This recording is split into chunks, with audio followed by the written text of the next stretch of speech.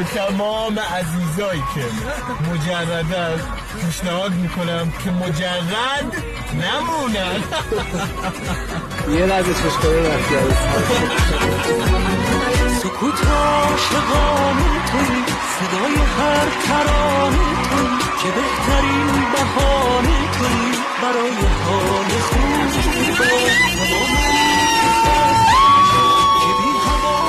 من خواهم دو تا یکی که اولین قولم اینه که تا ابد، تا روزی که زندم وفادارت میمونم. قول بعدیم اینه تا روزی که زندم تمام تلاشم میکنم تو اولویت زندگی من باشی و برای آرامش تلاشم.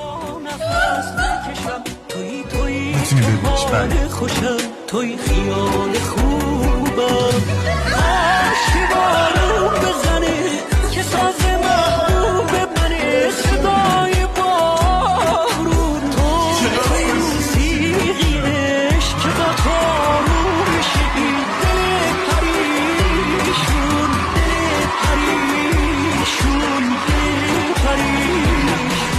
مجید عزیزم، خیلی دوست دارم، خیلی عاشقتم.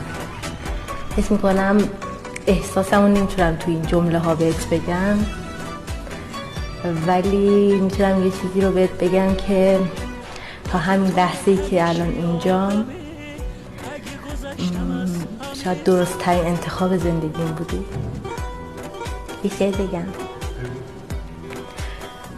آنچه او ریخت به پیمانه ما نوشیدیم، اگر از خمر بهشت است و اگر جامه مست، خنده جام می و زلف گرهگیر نگار، ای بسا توبه که چون توبه حافظ بشکست.